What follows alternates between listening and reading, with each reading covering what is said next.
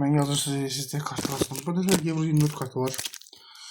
Ben aslında gelecek. Hatta Miller var.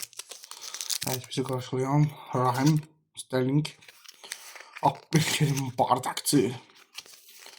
Messi. Haaland. Kakış tanımıram. Mahir Emreli. Cengiz Ünder. Icardi. Evet. Öyle kartlar var. Tabii ki de ben Abdülkerim hemen Abdülkerim Bardakçı milliyin şerefine koyuyor ama hele Galatasaray ben ümit mi sevmiyorum. Evet, bir de bu FIFA'nın start kart turnuvası var. Dünya Kupası'na gəlir. Görəndə nə çıxır? Halı Dünya Kupası arxası belədir. Bir baxaq. Sergio Ramos.